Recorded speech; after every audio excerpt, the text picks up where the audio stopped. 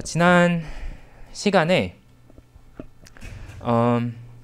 우리가 2장까지 진행을 하면서 1장과 2장에서는 그 재무 제표와 거기서 정보를 추출하고 그리고 그걸 통해서 기본적으로 우리가 할 수 있는 재무 분석을 실시를 했습니다. 그래서 비율 분석을 실시를 했고 특히 그 중에 ROE를 중심으로 자기자본 이익률을 중심으로 여러 가지 지표를 만들고 그리고 그것을 적용해보는 그런 연습을 했는데 지난 시간에는 그 중에서도 특히 이제 우리나라 기업인 오뚜기와 그리고 미국의 기업인 넷플릭스에 대해서 그 재무 비율 분석을 어떻게 활용을 할 수 있느냐, 그래서 그게 과연 실제적으로 현실에서 의미를 가질 수 있느냐, 그 분석을 한 만큼 그 투자자가 이익을 얻을 수 있는지 그런 점을 한번 생각을 해 보았습니다. 그렇게 일단 1장은 마무리가 되고 이 1, 2장은 마무리가 되고 1부는 마무리가 되고 2부에서는 우리가 그거를 이 기업 내부의 관점에서 이런 재무 정보를 어떻게 활용을 할까, 그 중에서도 특히 앞으로 우리가 어떻게 하면 좋을까라는 방향성에 대한 이야기를 하게 돼요. 특히 재무 회계를 담당하는 그 기업의 경영진 중에서 재무 회계를 담당하는 최고 담당자는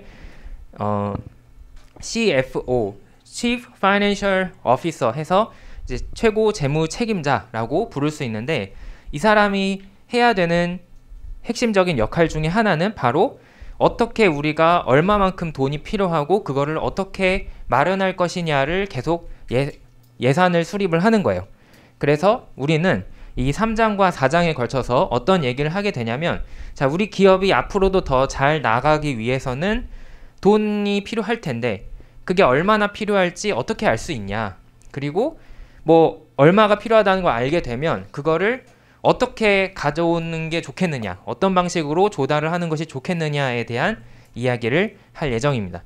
3장에서는 우선 그 얼마나 돈이 더 필요하느냐를 예상하기 위해서는 앞으로 내년에 혹은 뭐 더 3년, 5년 이렇게 중장기적인 미래에 걸쳐서 우리가 돈이 얼마나 필요할지를 예측해보는 것이 필요한데, 이제 그것을 우리는 재무 예측이라고 부릅니다. 그래서 이 재무 예측에 대해서 살펴보는 그런 시간을 가져볼 거예요. 자, 이 3장은 내용이 많진 않아요. 그냥 핵심적으로 우리는 추정 재무제표라는 것을 배울 거고 그 과정에서 이 재무 예측을 하는 방법을 대략적으로 이해할 수 있을 거예요. 하지만 이제 이것보다 중요한 거는 실습이기 때문에 이제 제가 어떻게 할 거냐면, 오늘은 이 제가 설명을 드릴 수 있는 그 예시를 통해서 추정 재무제표 작성하는 방법을 설명을 드리고, 다음 시간에는 제가 여기 컴퓨터로 엑셀을 보여드리면서 이제 실습을 할 건데, 그래서 그 혹시 이제 본인이 이제 노트북, 랩탑 같은 게 있다라고 하면은 다음 시간에는 가져오셔도 괜찮습니다. 필요하시면은 따라 하시면서 하셔도 되고 없어도 상관없어요. 저 전혀 무방하지만 있으면 바로바로 따라 하실 수 있으니까 그렇게 한번 해보도록 하겠습니다. 네, 그러면 추정 재무제표라는 것이 뭐냐? 영어로는 이제 프로포르마 스테이트먼트, 프로포르마 파이낸셜 스테이트먼트 이렇게 부르는데, 파이낸셜 스테이트먼트니까 재무제표인데 미래의 재무제표다. 이 프로포르마라는 것이 아직은 이제 확정이 안 된 잠정적인 미래에라는 의미를 가지고 있어요. 그래서 이제 결국 이 추정 재무제표라는 것은 아직 우리가 확실하게 일어난 일이 아니기 때문에 100% 확신할 수는 없지만 그래도 아마 내년에 혹은 뭐 내후년에 이렇게 재무제표가 될 것 같다라고 추정이 된다 라고 생각이 된다면 그것을 이 재무제표로 만든 내용이 되는 거죠. 그러면 이 추정 재무제표를 왜 만드느냐?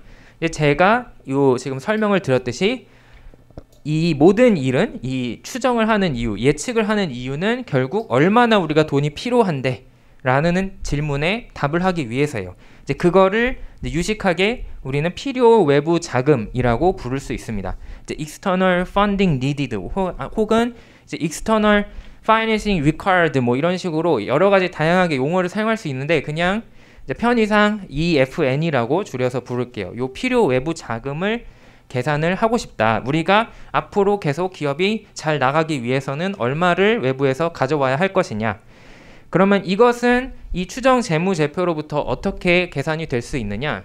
이제 바로 자산을 추정을 하는 거예요, 먼저. 그래서 우리가 계속 꾸준히 성장을 한다면, 매출을 이만큼 하고 뭐 이렇게 된다면 우리가 자산이 이만큼으로 불어나게 돼요.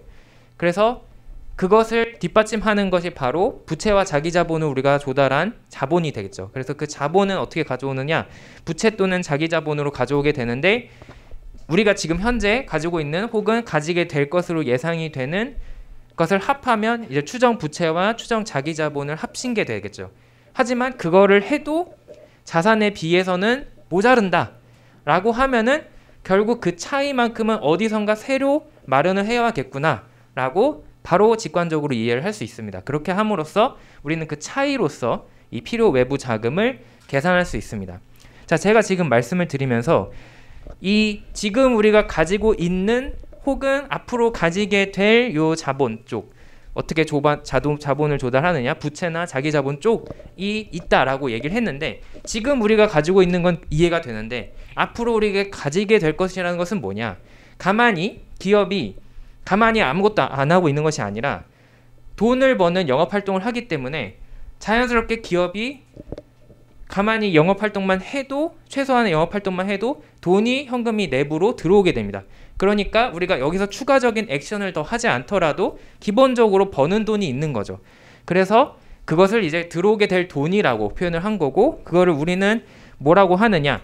내부 자금이라고 불러요. 이제 이 외부 자금에 반대되는 말로 기업 외부에서 이제 또 새로 컨택을 해서 가져와야 되는 돈이 아니라 이미 기업 내부적으로 생산이 되는 현금이 있기 때문에 어느 정도는 충족이 된다. 어느 정도는 부채와 자기 자본도 커지게 된다. 하지만 그것이 이 자산이 커지는 몫에 비해서는 적기 때문에 그 차이만큼은 외부에서 들어야 된다는 것이고, 그렇다면 내부의 이 자금은 뭐냐? 우리가 쉽게 이익잉여금이라고 표현하는 게 바로 그 내부 자금이 됩니다. 그 모든 매출에서 모든 비용을 빼고 남은 것을 순이익이라고 하죠. 그 순이익 중에서도 특히 주주들에게 돌려주는 배당이나 이런 것을 제외하고 남은 것은 이제 기업의 미래를 위해서 저장을 하게 되는데, 그것을 이익 중에서 남은 금액이라고 해서 이익잉여금, retained earning이라고 부르죠. 그래서 요만큼은 내부적으로 계속 현금이 생성되는 양이고, 그것만으로는 모자르기 때문에 필요적으로 외부에서 자금을 들어오게 된다. 그럼 그거를 어떻게 계산을 할 것이냐가 가장 주된 목표가 된다는 것이죠. 자, 그러면은 뭘 하는지는 알았는데, 그러면 어떻게 할 수 있느냐? 그 현업에서 그냥 가장 보편적으로 활용되는 방법은 매출액 백분율법이라는 방법입니다. 매출액 백분율법을 영어로 하면 percent of sales라고 이제 할 수 있는데, 말 그대로 어떤 항목이 매출 대비 몇 %를 차지하느냐를 물어보는 방법이에요. 그래서 어떻게 하느냐? 우리가 추정 재무제표를 완성할 건데, 그 미래의 재무제표를 완성할 건데 매출을 기준으로 생각을 하자. 그래서 매출이 커지고 그거에 따라서 매출이 커지면 자연스럽게 따라가서 커지게 되는 항목들이 있습니다. 이제 그것들을 요 가정에 따라서 이 퍼센테이지를 그대로 유지를 할 거다라고 생각을 하면 쉽게 채워 넣을 수 있다는 것이고, 이제 나머지만 채워 넣으면 된다는 거죠. 그래서 요 매출액 백분율법을 활용할 때는 이제 다음과 같은 순서로 처리를 하게 됩니다. 첫 번째로는 일단 매출이 커졌을 때 내 재무제표 항목 중에 쉽게 따라가는 항목이 무엇인지를 알아야겠죠. 그래서 이 매출과 상관이 있는, 매출의 비례해서 커질 수밖에 없는 항목들이 무엇이냐, 이것을 과거 데이터, 이제 과거의 재무제표 상에서 확인을 하고 이거는 어느 정도 비례하는 것 같다라고 판단을 하고, 그러면 그 중에서 몇 %를 차지하는지 계산을 하는 것이 첫 번째 과정이 되겠습니다. 자, 그런데 여기서 한 가지 추가적으로 말씀을 드리자면, 그러면 주로 어떤 것들이 비례하는 관계로 확인할 수 있느냐?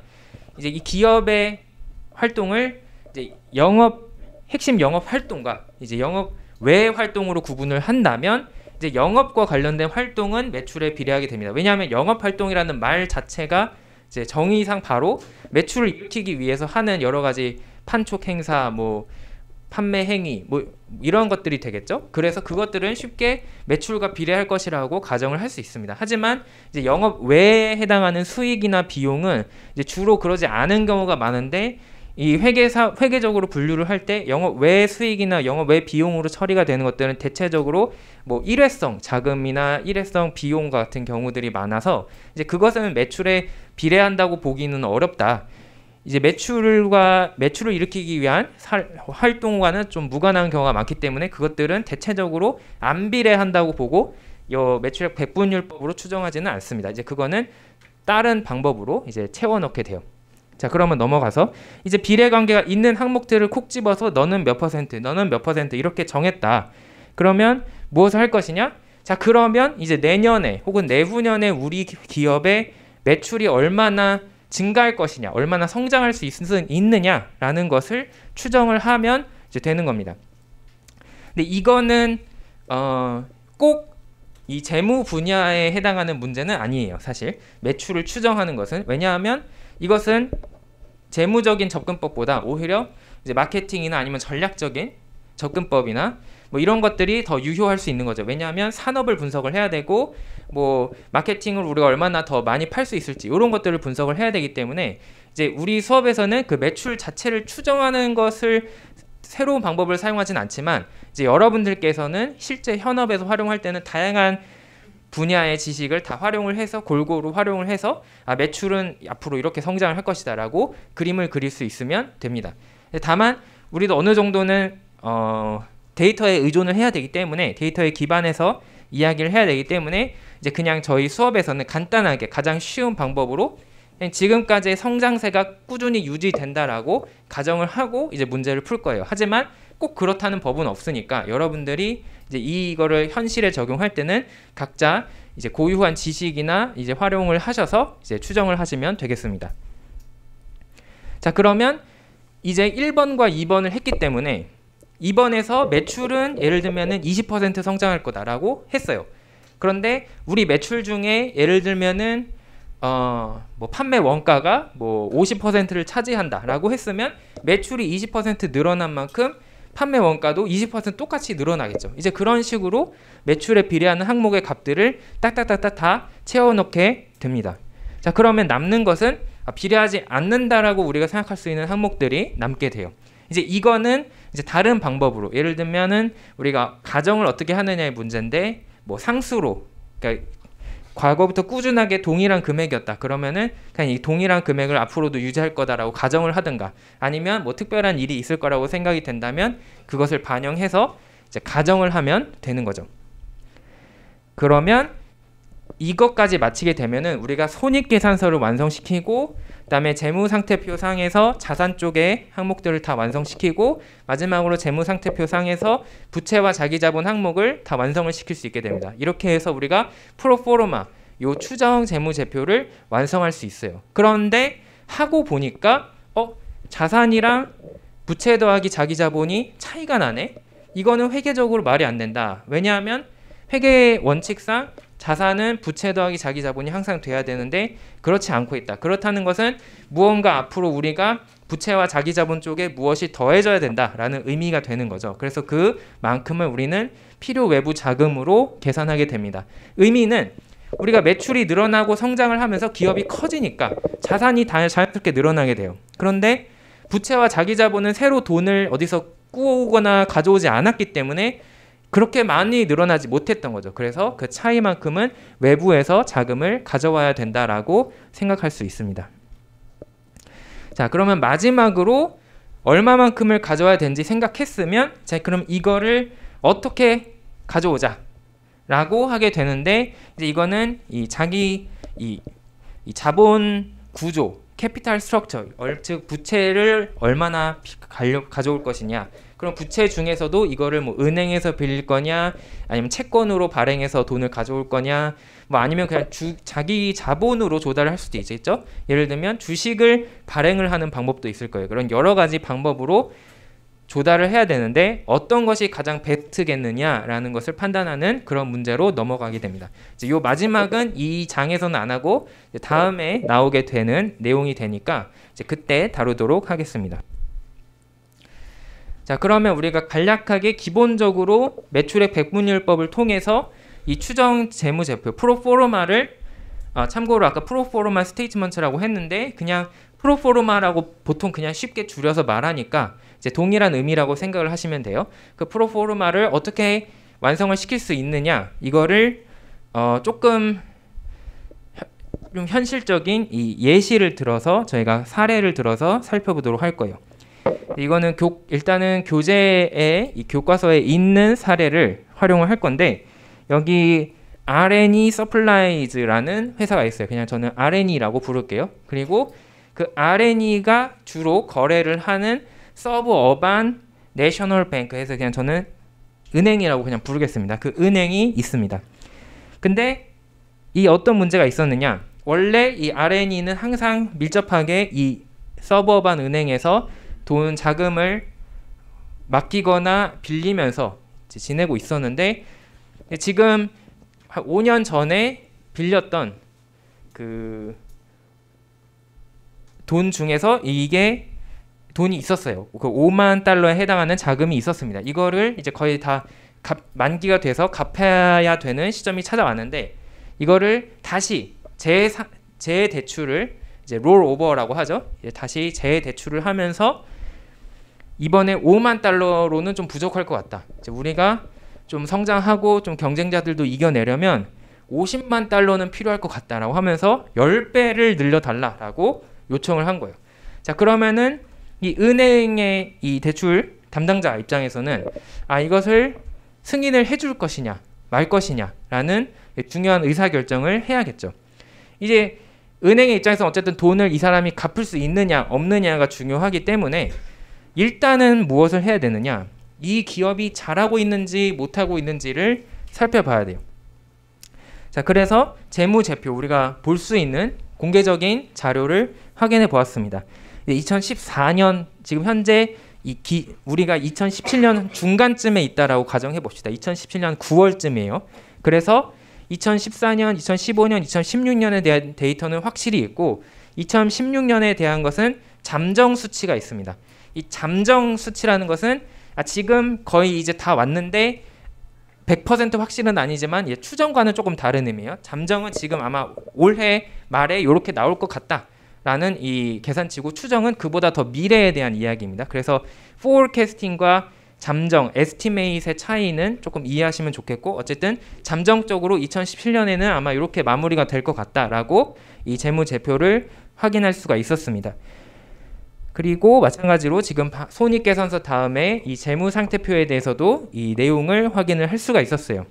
자, 그러면 물론 현실의 은행에서 우리 기업이 대출한다라고 하면은 더 전문적인 분석을 하겠지만, 우리는 최소한 우리가 배운 이 ROE를 기준으로, 이 ROE 프레임워크를 기준으로 여러 가지 지표를 계산을 해볼 수 있겠죠. 그래서 여러분들의 시간을 단축해 드리기 위해서 제가 열심히 계산기를 두들겨서 계산을 해왔는데, 2014년부터 2017년 잠정 수치까지 반영한 ROE를 계산해 보니까 좀 안 좋아요. ROE가 2014년에는 30%, 2015년에는 28%, 2016년에는 24%, 2017년에는 이대로 가면은 17%로 떨어질 것 같습니다. 자, 그리고 요 ROE를 분해를 할 수 있죠. 그래서 ROA와 equity multiplier, 그 자기자본 승수로 분해할 수 있고, 또 다시 이 자산 이익률은 profit margin, 순이익률 곱하기 asset turnover, 자산 회전율로 분해를 할 수 있다. 그래서 요 각각 항목들을 계산해 봤는데, 마찬가지로 ROA로 봐도 이제 조금씩 떨어지고 있는 것이 보이고, 그 profit margin도 좀 떨어지고 있습니다. 그러니까 지금 얘네가 돈을 버는 능력이 좀 확연하게 떨어지고 있다라는 것을 볼 수가 있는 거죠. 그래서 제가 이거 마지막에 ROIC도 한번 계산을 해봤는데, 여기서 다시 한번 우리가 리마인드를 하는 차원에서 ROIC를 어떻게 계산했는지 돌아가서 생각을 해보면, 이제 저는 이 earnings before tax에서 출발을 했어요. 자, 그래서 ROIC는 이 부채가 없다라고 가정을 하는 것이기 때문에 요 위에 net interest expense, 요 순 이자 비용이 존재하지 않는다라고 생각을 하는 거죠. 그러면 여기 earnings before tax에다가 net interest expense를 더해서 그 이자 비용을 지출하지 않았더라면 얼마만큼의 영업 이익이 발생을 했겠느냐라는 것을 계산합니다. 이제 그걸 우리는 EBIT라고 이렇게 부르고 그 EBIT에서 세금을 바로 빼면은 될 것이다.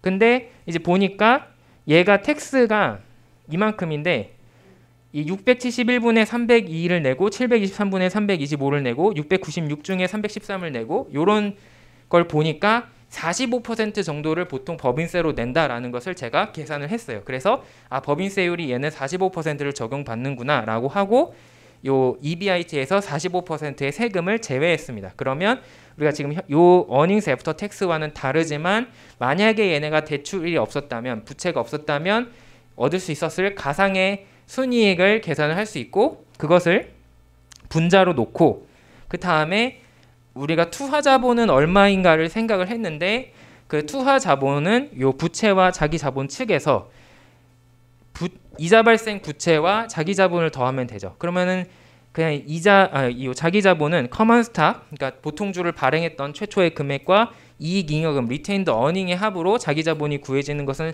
100% 확실한데 이 다양한 부채 중에서 어떤 것은 이자 발생 부채고 어떤 것은 아니냐. 이제 이거를 나누는 기준은 결국 이게 우리가 돈을 빌려온 건지 아닌지만 생각을 하면 돼요. 그 보시면 어카운트 페이어블 요 매입 채무는 우리가 돈을 빌려오려고 딱 그 전에 돈을 어디 가서 빌려온 게 아니라 이 영업 과정에서 생긴 거기 때문에 요거는 빼자. 그래서 어카운트 페이어블만 빼고 은행 대출인 뱅크 론, 그 다음에 요 커런트 포션 오브 롱텀 뎃 요거는 장기 부채인데 그거를 올해 갚아야 되는 분량이란 뜻이에요. 그래서 유동성 장기 부채라고 부르는데 그 유동성 장기 부채 그리고 어크루드 웨이지 요것도 빼야 되죠. 요거는 우리가 이 근로자를 고용을 하다 보니까 임금을 줘야 되는데 그 임금을 줘야 되는데 아직 못 준 금액이 되는 거니까 이것도 이제 매입 채무와 유사한 개념이 됩니다. 그래서 이것도 빼고 그러면 장기 부채 이렇게 더하면 그 이자 발생 부채가 돼서 아까 구한 자기 자본과 합산을 하면 투하 자본이 계산이 된다. 그것을 분모로 놓아서 계산을 했더니 이제 이런 결과가 됐어요. 그래서 요 ROIC는 요 ROE와 혹은 ROA와는 다르게 부채의 활용과는 무관한 이 순수한 영업의 효율성, 영업의 이 능력을 보는 지표라고 했는데 그것도 이제 18%대에서 12%대로 떨어지고 있다라는 것을 이제 발견을 했습니다. 자, 이렇기 때문에 이미 이 대출 담당자 입장에서는 이 집중력이 이제 떨어지기 시작하고 이 돈을 빌리러 온 이 기업 대표에게 이걸 빌려줘야 되나 마나 이렇게 생각을 하게 됩니다. 그런데 이제 판단을 한번 해보자는 거죠. 그래서 갑자기 5만 달러 대출을 하다가 왜 이번에는 그 10배인 50만 달러나 필요하느냐, 도대체 어떻게 자금 활용할 생각이길래 그 10배나 갑자기 필요하시게 된 거냐라고 이제 물어봤습니다. 그러니까 이 사람이 이제 우리가 매출을 어떻게 할 거냐면 25% 이제 증진을 시킬 계획이 있다. 이제 앞으로 우리가 성장을 25%는 할 수 있을 것이라고 생각을 하고 그러려면은 한 50만 달러가 필요할 것 같다라고 생각을 한다라고 주장을 하는 거예요. 그래서 이 사람은 그게 맞는지 아닌지 판단하기 위해서 자기가 주어진 정보를 가지고 이 매출액 백분율법을 활용을 해서 계산을 해보기로 했습니다. 자, 그러면 손익계산서 항목 중에서 먼저 이 매출과 비례하는 항목은 무엇이 있을 것이냐 라는 것을 이제 판단을 해야겠죠. 제가 이 앞에서 얘기를 하다 보면 더워가지고 가능하면은 에어컨을 켜고 있을게요. 이제 학교에 돈을 제가 계속 빨아먹겠습니다. 자, 그래서 이 손익계산서 항목으로 쭉 돌아가서 생각을 해볼게요. 자, 여기 net sales 매출이 있습니다.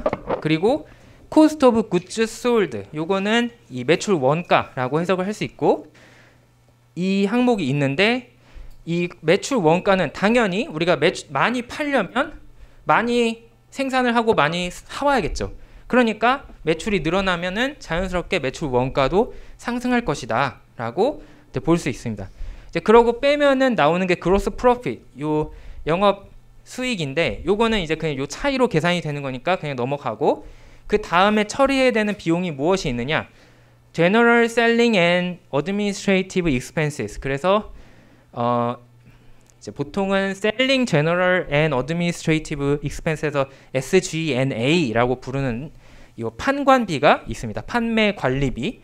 그래서 판매를 위한 이 판촉 비용과 이 일반적인 이 기업의 관리를 위한 관리 비용이 존재한다. 그거를 포괄적으로 묶어놓은 건데 판관비가 있을 것이다. 그러면 이것도 자, 매출이 늘어나면은 뭐 예를 들면 쉽게 생각을 하면 더 판촉 행사도 많이 해야 될 거고 또 뭐 더 공장을 많이 지어서 많이 팔 거다. 우리가 물건을 많이 생산할 거다 하면은 노동자도 많이 고용을 해야 되고 이럴 거니까 당연히 이런 비용들이 증가를 할 거예요. 그래서 이 판매 관리비도 증가를 할 것이다라고 쉽게 가정을 할 수 있습니다. 그러고 다음에 두 번째 나오는 이 비용이 Net Interest Expense, 이 이자 비용인데 순 이자 비용인데 이거는 어떻게 결정이 되냐면 우리가 돈을 빌리느냐 안 빌리느냐에 의해서 결정이 돼요. 근데 아직은 더 빌려준다고 안 했으니까 이거는 그냥 일단 그냥 지금 현 상태 유지라고 생각을 하도록 하겠습니다. 자, 그 다음에 그거를 빼고 나면 earnings before tax가 나오는데 이거는 그냥 차감하면 나오는 거니까 넘어가고 세금을 이제 법인세 비용을 빼야 되죠. 근데 이 법인세 비용은 매출이 늘어난다고 무조건 늘어나는 게 아니라 자연스럽게 이 earnings 영업 법인세 비용 차감 전 이 earnings before tax가 늘어나야 늘어나는 것이죠. 그래서 이거는 비례한 걸로 무조건 가정할 수는 없겠다. 그러면 계산을 해서 그냥 우리가 세율을 적용해서 이제 때려 넣도록 하자라고 판단을 할 수 있습니다. 그렇게 하면은 이 순이익이 나오게 되는 거죠. 그래서 이 중에서 비례하는 항목은 결국 Cost of Goods Sold, 요 매출 원가와 General Selling and Administrative Expenses, 판매 관리비가 가장 핵심이 될 것이다. 요 매출액 백분율법을 활용하는 데 있어서. 그래서 요 두 가지를 가져오게 되는데 여기서 좀 짜잘짜잘한 이슈들이 들어가게 돼요. 얼마나 비례하는 걸로 볼 거냐. 그러면 몇 퍼센트를 차지하는 걸로 그 백분율을 어떻게 결정을 할 것이냐. 이제 그거는 어떻게 하냐면 뒤로 가서 아니 앞으로 간다고 해야 되나? 요 넘어가서 요 표 3.2를 보시면 대략적으로 우리가 어떻게 추정을 했는지 확인하실 수 있어요. 자, 예를 들면 요 매출 원가 Cost of Goods Sold는 2014년에 매출의 84%였고 그러니까 매출 분의 매출 원가를 했더니 84%, 2015년에는 85%, 85%, 2017년에도 86%가 나오게 됩니다. 그래서 여기서는 이 사례에서는 그냥 86%라고 이제 가장 최근의 값인 86%가 내년에도 적용이 될 거다라고 가정을 하자. 이렇게 하고 86%를 따왔습니다. 자, 마찬가지로 요 판관비도 몇 퍼센트를 차지하느냐에 대해서 이제 보니까 9%, 9%, 10%, 11% 조금씩 늘고 있네. 그래서 요 조금 느는 추세를 반영해서 12%로 가정을 하자 이렇게 판단을 했어요.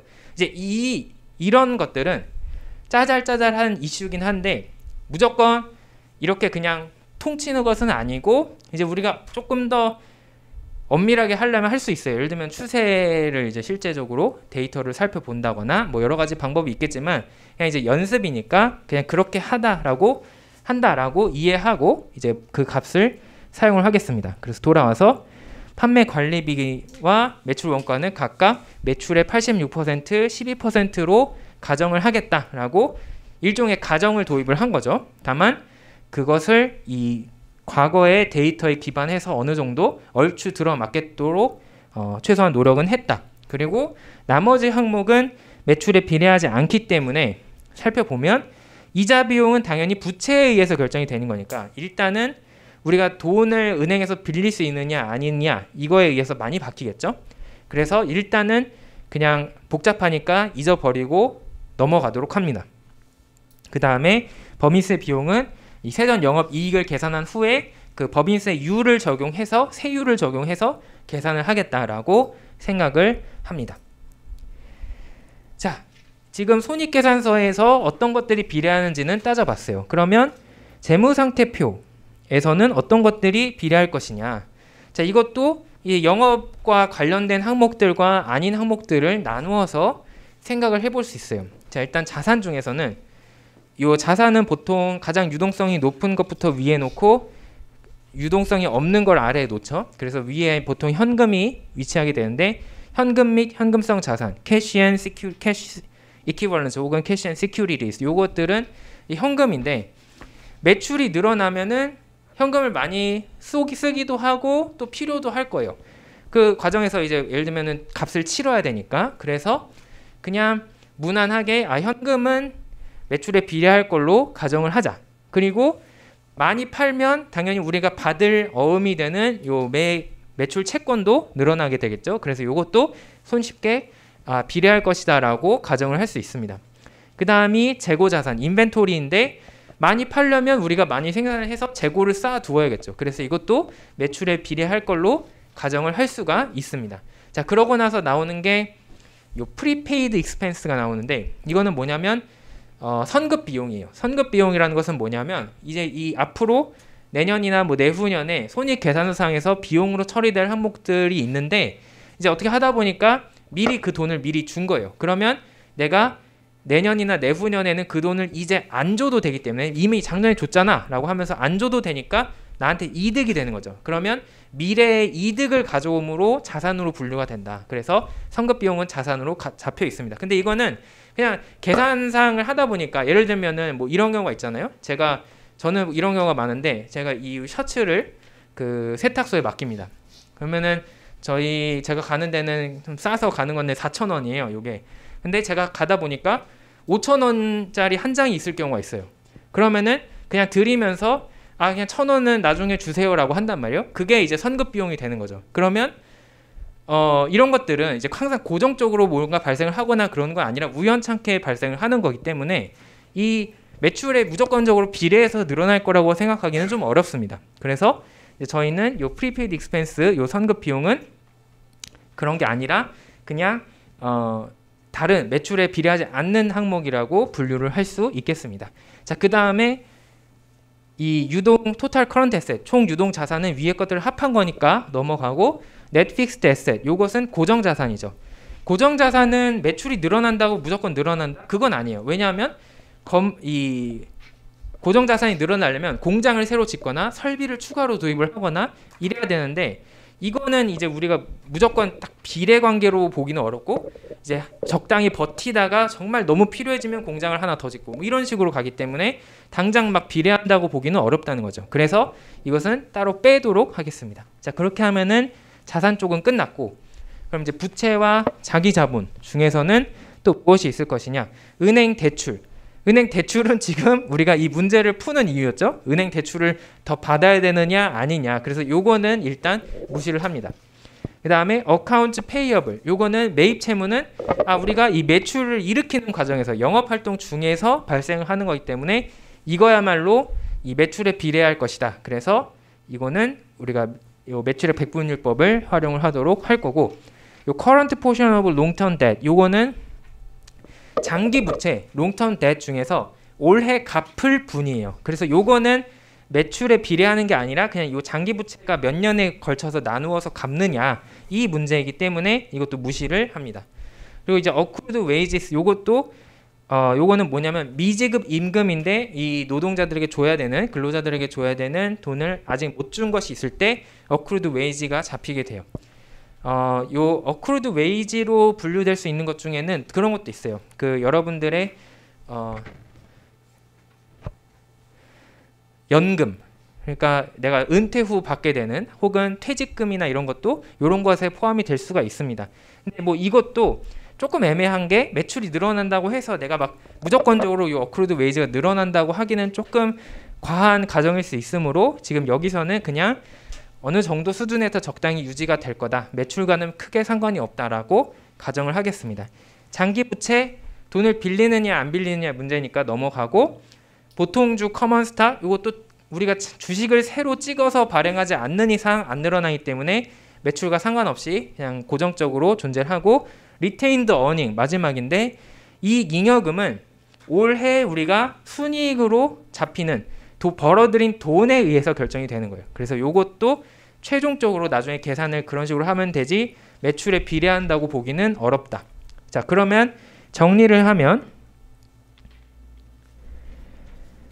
재무상태표 항목 중에서 비례하는 항목들은 요렇게 4개가 나오게 됩니다. 이제 보시면 결국 이 매출과 정말 직접적으로 이 핵심적인 영업활동과 상관관계가 있는 것들이구나라는 것을 알 수 있어요. 현금 및 현금성 자산, 매출 채권, 재고자산, 매입 채무. 자, 요것만 매출액 배분율법에 의해서 퍼센테이지를 부여할 거다. 자, 그런데 그 퍼센테이지는 어떻게 결정이 되느냐? 자, 이 교과서의 조금 복잡한 아쉬운 부분인데 그것들을 계산한 이 공식이 재무 비율이 우리가 알고 있는 것이 아니기 때문에 이런 식으로 계산을 했어요. 이제 days sales in cash, collection period, inventory turnover, payable period 이런 식으로 계산을 해서 그 값을 사용을 했는데 이제 여러분의 편의를 위해서 제가 그거를 매출 대비 퍼센테이지로 이제 직관적으로 바꾼 값이 바로 요 값입니다. 그래서 그냥 우리는 저런 비지표를 안 배웠으니까 그냥 무시하시고 매출의 몇 퍼센트를 차지하느냐. 현금은 대략 4.933%, 매출 채권은 13.97%, 재고자산은 9.555%, 매입 채무는 13.902% 이렇게 적용을 할 거예요. 이 숫자가 좀 더러운 이유는 이왕이면은 이 교재랑 동일한 결과가 나와야 여러분들도 깔끔하게 이해를 할 수 있기 때문에 제가 억지로 숫자를 맞춰 놓은 겁니다. 이제 꼭 저런 식으로 하실 필요는 없어요. 그냥 우리는 이 사례를 보는 거니까 이제 그렇게 된 거다 이해하시면 되겠습니다. 그리고 이제 안 비례하는 항목들이 있었는데 그거는 뭐 이런 식으로 가정을 하겠다. 이제 결정을 하면은 되는 거죠. 자, 그러면 이제 적용을 할 때가 되었습니다. 먼저 매출로부터 시작을 하기 때문에 손익계산서를 시작을 하는 게 가장 쉬워요. 자, 잠시 물 한 모금 마실게요.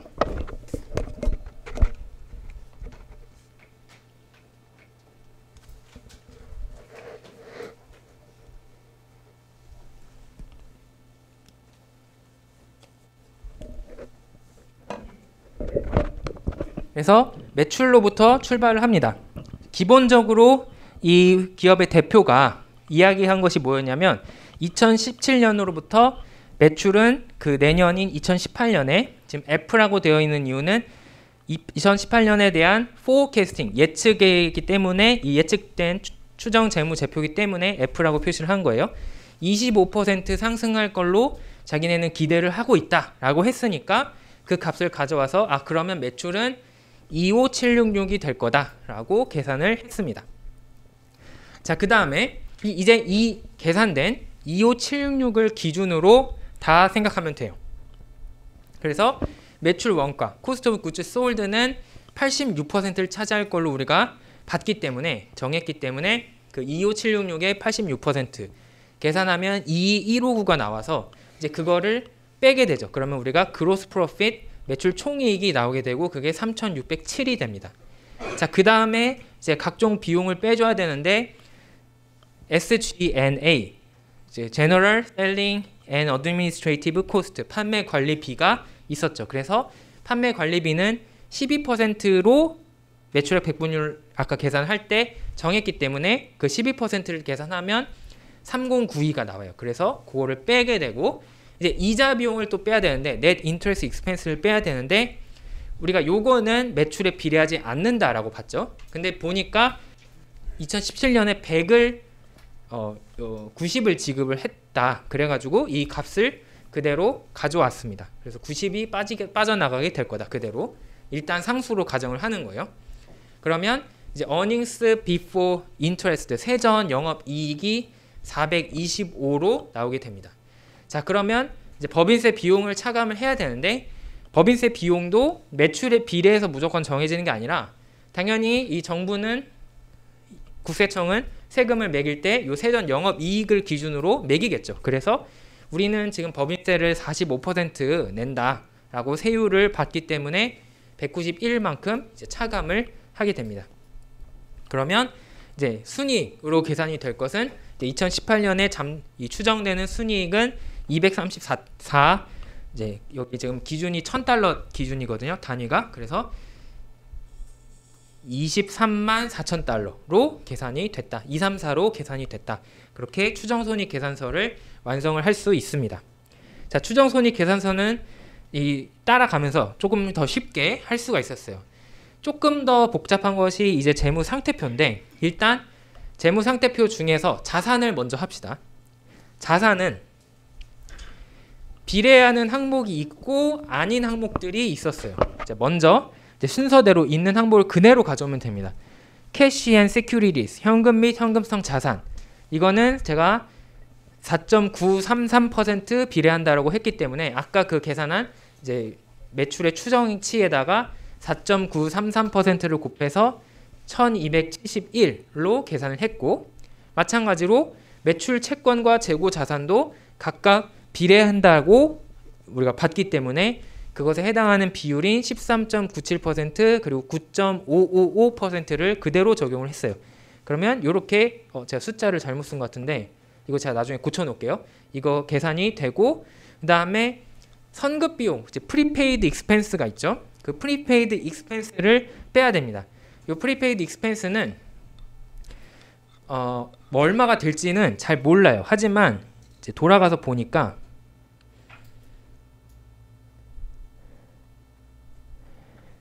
여기 프리페이드 익스펜스가 14, 12, 15, 18 뭐 이런 식으로 있었어요. 그러니까 한 10과 20 사이에 위치를 하는 거죠. 근데 요거를 이제 어느 정도로 할까 고민하다가 그냥 적당히 20으로 하기로 했다라는 게 이제 그냥 교과서의 설명이거든요. 그래서 그냥 저희도 동일한 결과를 얻기 위해서 그냥 20 정도로 설정을 해서 무난하게 한번 진행을 해보도록 하겠습니다.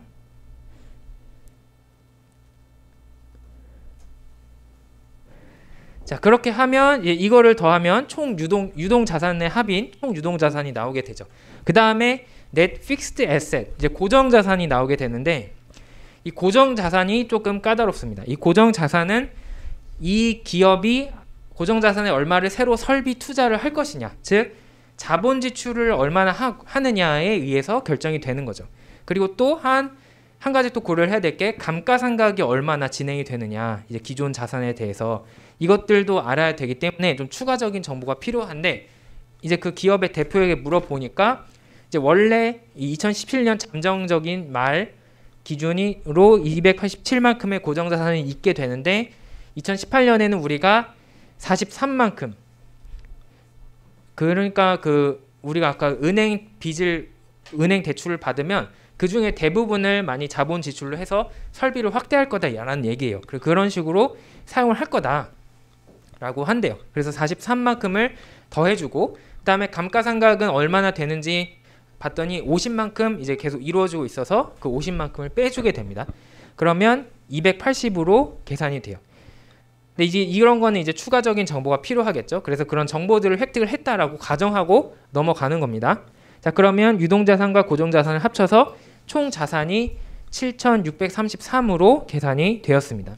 자, 이제 이 재무상태표의 나머지 반쪽도 계산을 해야겠죠. 부채와 자기자본.